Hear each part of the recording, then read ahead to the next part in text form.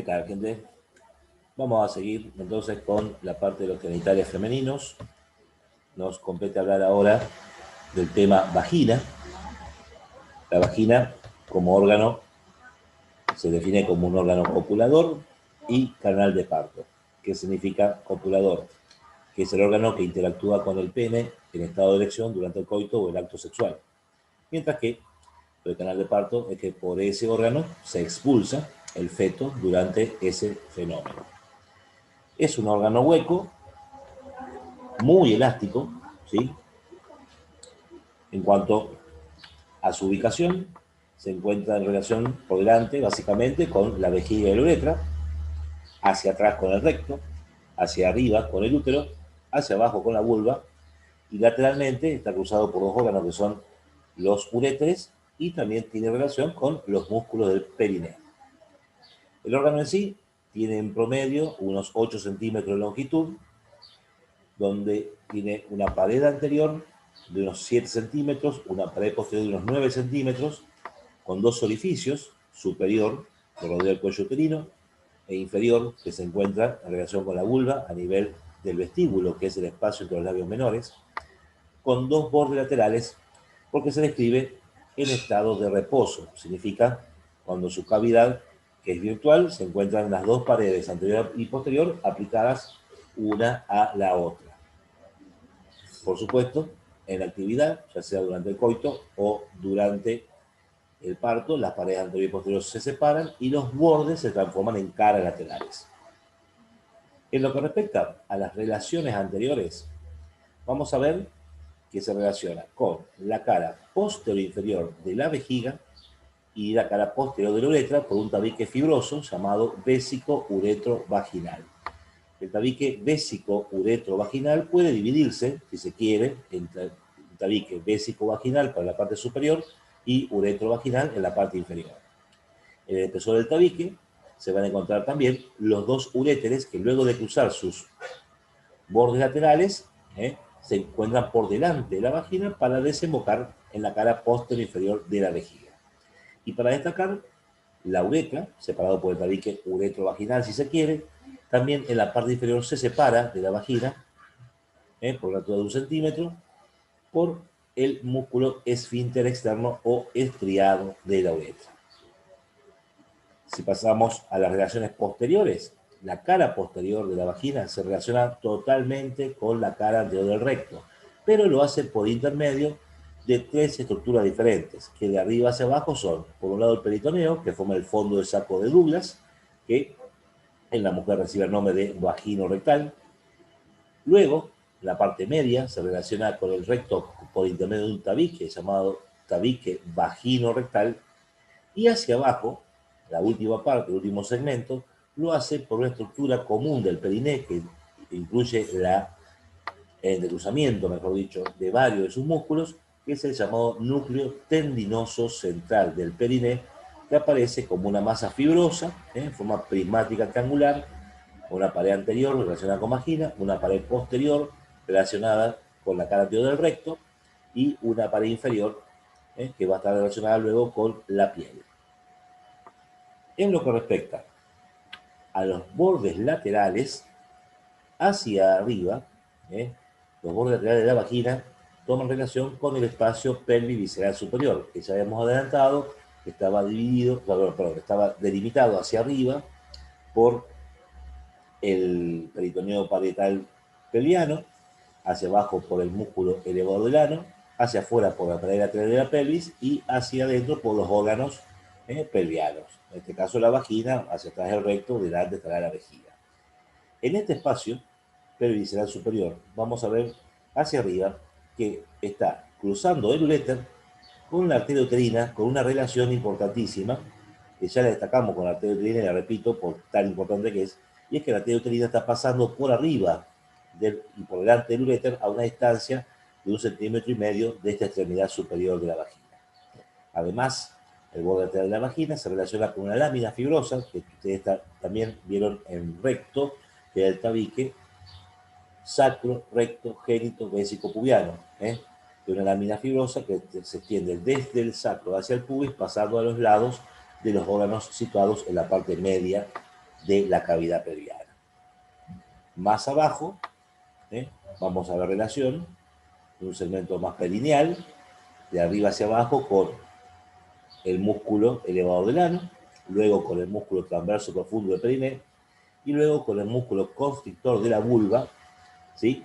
Más la relación con la glándula de Bartholin, el bulbo vestibular y un músculo llamado bulbo cavernoso, que ahora después les amplío un poco la relación un poco más precisa de esta relación lateral. En lo que respecta al orificio superior, ya habíamos adelantado también cuando vemos cuello de útero, el orificio superior de la vagina se inserta en el contorno del cuello uterino, ¿sí? Por una franja de unos 5 milímetros y queda determinado entre el cuello uterino y la vagina un fondo de saco anular que está apenas marcado en la parte anterior con el nombre de fondo de saco anterior, un fondo de saco posterior bien marcado, bien profundo, que también habíamos dicho que se formaba aquí el lago seminal y que anatómicamente correspondía al fondo de saco de Douglas, y dos fondos de saco laterales que van aumentando de profundidad en la medida que nos vamos hacia atrás. A nivel del orificio inferior, entonces, lo que les decía hace un momento, con más detalle, vamos a ver que ese orificio, en la parte posterior, se encuentra un pliegue de tipo mucoso, que es el himen, que habitualmente tiene forma semilunar y cierra la parte posterior. Este himen se lo ha tomado característicamente por Roma Errónea como un signo de virginidad de la mujer, ya que en teoría, durante el primer coito se produce el desgarro de esta membrana con un ligero sangrado, quedando lo que se denominan los colgajos himeniales, que son láminas justamente dadas por ese desgarro, que luego terminan cicatrizando y quedan como carúnculas himeniales. ¿Por qué digo que se considera erróneamente para clasificar a la mujer como virgen? Bueno, primero porque el himen se puede desgarrar haciendo gimnasia, y una niña tranquilamente puede tener un desgarro del himen haciendo gimnasia artística, patinaje, tranquilamente, y hay mujeres que tienen lo que se llama un himen complaciente, que es decir que es elástico, y por más que tenga relaciones sexuales, no se desgarra y puede ocurrir este fenómeno recién durante el parto. O sea que no significa nada, básicamente. En relación con este extremo y orificio inferior, el orificio está completamente rodeado por un músculo, que es el músculo constrictor de la vulva, que tiene su inserción hacia atrás en la cara anterior del núcleo tendinoso central del perineo y le forma un anillo muscular alrededor. Este músculo, por tener forma como un esfínter, al contraerse, cierra el orificio inferior de la vagina.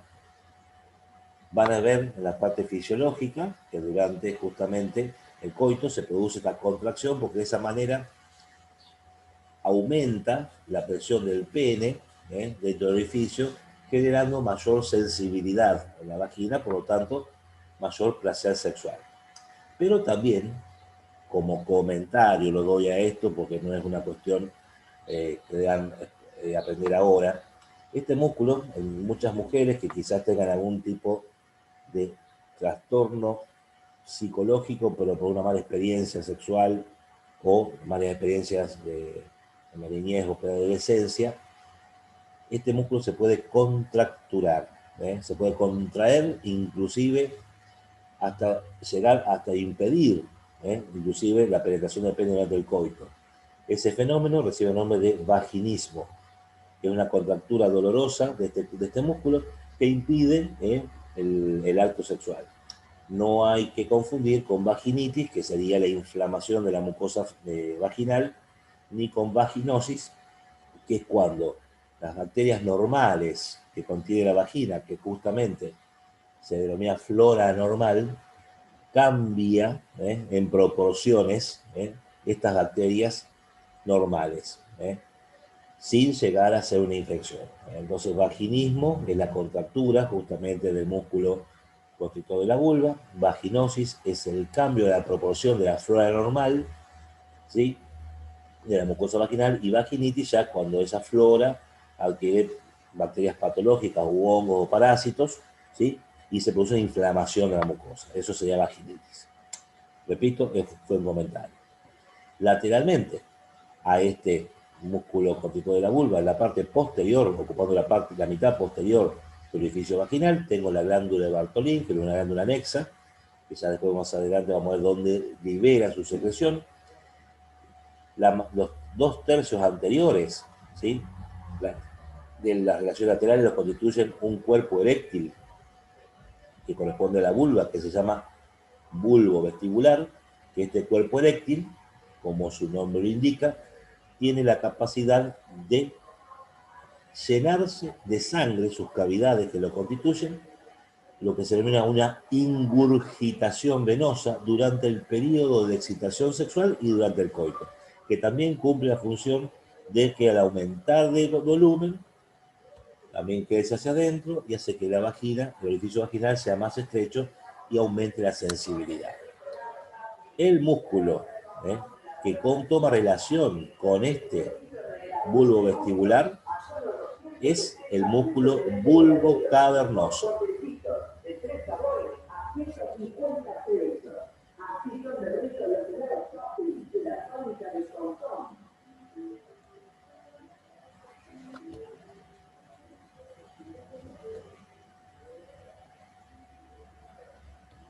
Bien, perdón.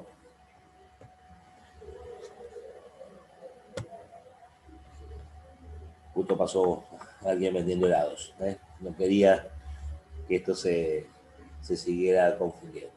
Entonces le decía que el músculo bulbo cavernoso, que es un músculo también del periné, del plano superficial, que naciendo en el núcleo tendinoso central del periné, que pasa por debajo y por fuera, ¿sí? a la vagina, perdón, al bulbo vestibular, formando una especie de semivaina, y ese grande se confunden entre sí, confundiéndose luego con la envoltura de la uretra.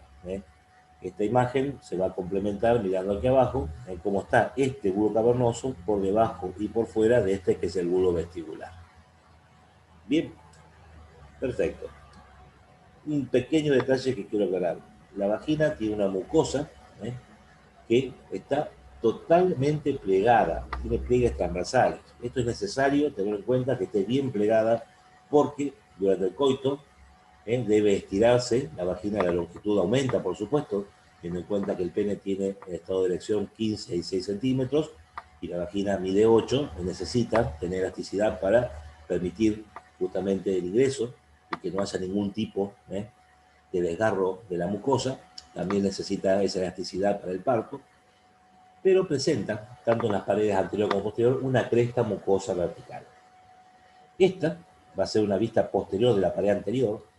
En la pared anterior, ¿sí?, de la vagina, vamos a ver que la cresta media se bifurca en dos crestas laterales, que no tienen nombre. Con uno de los pliegues transversales que presenta, queda transformado en la pared anterior, ¿sí?, de esta vagina, una zona triangular llamada triángulo de Paulik. Triángulo de Paulik, en la parte anterior, yo hago así, con 3 puntos. Si consideramos que adelante también está la vejiga tiene la llegada por la cara posterior inferior de los dos uréteres, y hacia abajo el nacimiento de la uretra. En la luz vesical, o sea, en la cavidad de la vejiga, los orificios de los uréteres y de la uretra también forman un triángulo llamado trígono vesical, ¿sí?, o de Lietau, Lietau. Es un detalle a tener en cuenta para más adelante, porque justamente el triángulo de Paulik en la pared anterior de la vagina coincide, se superpone con el triángulo del trígono vesical o de Lietau de la vejiga, y que es el lugar donde hay una patología que se da en algunas circunstancias infecciosas o a veces también por tratamientos tipo radioterápicos, que es la comunicación anormal, una fístula entre la vagina y la vejiga. Habitualmente se produce ahí. Entonces la orina, cuando cae en la vejiga por los uréteres, al estar comunicado a nivel de esa fístula vésico-vaginal, la orina gotea continuamente por la vagina. Lógicamente que eso necesita un tratamiento de tipo quirúrgico y aparte de antibióticos y la causa justamente es infecciosa. Bien, pero a lo que voy.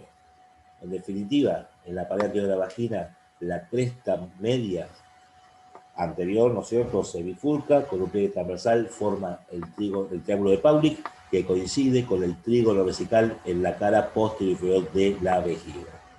Y además, en la parte de la bifurcación, en ese punto, ¿sí?, están los 3 o 4 centímetros del orificio vaginal, o sea, básicamente la parte media de la pared anterior, la mucosa ahí tiene un ovillo capilar, un glomo o glomus, que durante la excitación sexual se ingurgita, y eso es lo que muchos nombran como el punto G, un punto de mayor sensibilidad vaginal.